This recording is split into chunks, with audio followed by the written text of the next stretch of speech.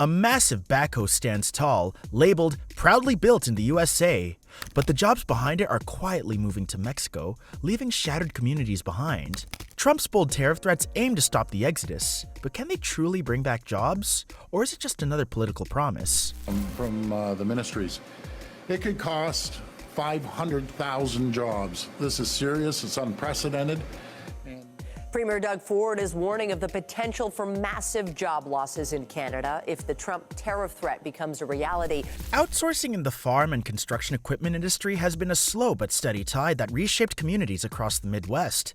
Companies like John Deere and Case New Holland, once seen as the lifeblood of towns in Iowa and Illinois, began shifting production lines overseas. The promise of cost savings and a competitive edge in a global market was just too tempting for corporations to ignore, but the human cost of these decisions was monumental. With plans to impose tariffs on cars imported into the U.S. The agreement still needs to be voted on and accepted by legislatures in all three countries. The seeds of this transformation were planted in the 1990s with the North American Free Trade Agreement. This groundbreaking project pact eliminated barriers between the U.S., Mexico, and Canada, creating a vast free trade zone. While it was hailed as a significant step forward for economic cooperation, it also opened the door for companies to move factories to places where labor was cheaper.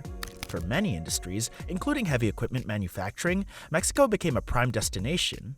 Lower wages, fewer regulations, and reduced production costs made it an immense alternative to the more expensive American workforce. Former President Donald Trump told John Deere leaders he would change the financial landscape if they moved manufacturing out of the United States. John Deere, a name synonymous with agricultural innovation and reliability, wasn't immune to this pull. The company began relocating departments like the cutting division from Ottumwa, Iowa to Monterrey, Mexico. This decision slashed costs, but left communities grappling with uncertainty. Entire families, once proud of their steady jobs at Deere, found themselves at a crossroads. The two-tier wage system, introduced a concession to keep jobs local, further complicated the situation.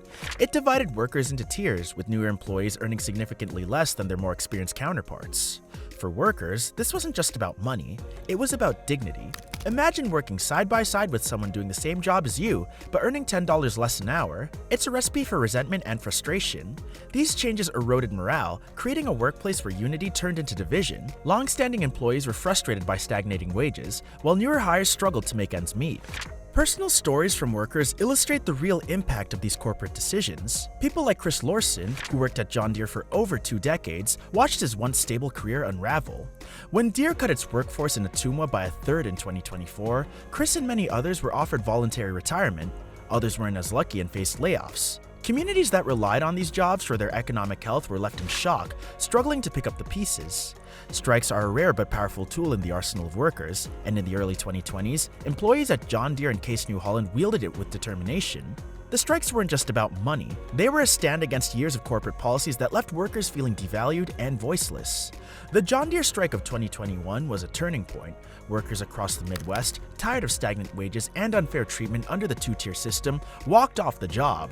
For weeks, they braved the picket lines, demanding not just pay raises, but respect. The strike caught national attention, highlighting the broader struggle of American workers against corporate indifference.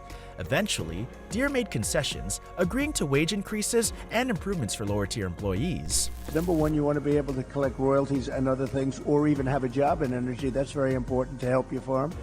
And the other thing is you got to keep the prices down. So we're going to do both, and we'll do it. But the victories on the picket line often come with a price. Just a few years later, Deere announced plans to move production lines to Mexico. For many, it felt like a retaliation, a chilling reminder that corporations hold the ultimate leverage. Case New Holland's workers experienced a similar story. In 2022, they went on strike for over 260 days, one of the longest industrial actions in recent history.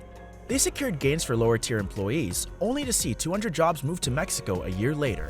200%. They haven't started it yet. Maybe they haven't even made the final decision yet, but I think they have. John Deere is going to, and anybody else that does this. In 2024, Donald Trump promised to bring American jobs back by threatening hefty tariffs on companies like John Deere. His bold claim to impose a 200% tariff on offshore products made headlines, positioning him as a champion of the working class. But is this strategy effective, or is it just another campaign promise destined to fall flat? On paper, tariffs make outsourcing less attractive by raising the cost of importing goods back into the US. For a company like Deere, this could mean reconsidering plans to move production lines to Mexico. However, tariffs alone might not be enough. Without complementary policies to invest in American manufacturing, the benefits of tariffs are limited.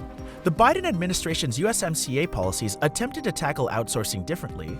By penalizing companies that engage in union busting or labor abuses in Mexico, it aimed to level the playing field. In some cases, it worked, like when Caterpillar reinstated Victor after being pressured under the USMCA. However, these successes were inconsistent, and enforcement remained a challenge.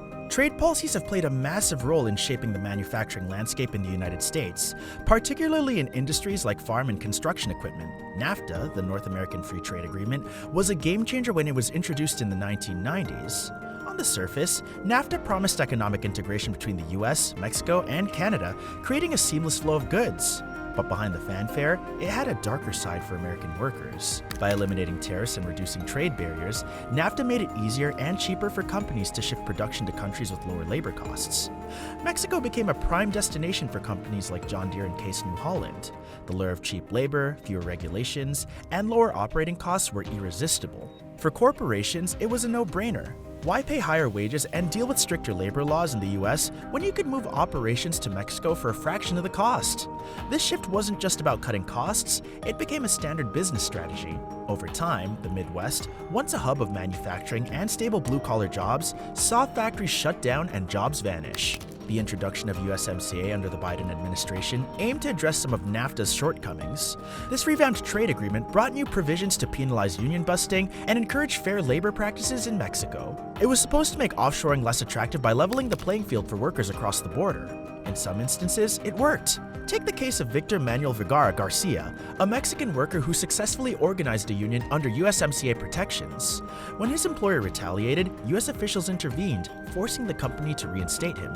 But enforcement has been a major challenge. Corporations have found ways to sidestep the rules, using tactics like blacklisting workers who go on strike. For Victor and his colleagues, this meant being unable to find work anywhere in the region. Such tactics are legal in the US, but they still happen in Mexico, highlighting the limits of these policies. Even when penalties are imposed, they're often not enough to deter companies from exploiting cheaper labor abroad. John Deere's $10 billion profit in 2023 paints a striking picture of corporate success. But beneath those impressive numbers lies a troubling story. Out of that massive profit, $8 billion went towards stock buybacks and dividends. From a business perspective, this strategy makes sense. Shareholders are the lifeblood of any corporation, and keeping them happy ensures continued investment. But for the workers on the factory floor, these profits feel like a slap in the face. The rationale behind offshoring is straightforward cost efficiency. Moving production to places like Mexico reduces labor expenses significantly. When the wage gap between the US and Mexico is as vast as it is, corporations argue that offshoring is the only way to stay competitive. But for workers in places like Ottumwa, Iowa, these decisions are devastating. The loss of jobs doesn't just hurt individual families, it ripples through entire communities. Local businesses that relied on factory workers as customers began to suffer. Schools and public services see reduced funding. The very fabric of these towns starts to unravel. So, what are your thoughts on this? Let us know in the comments below.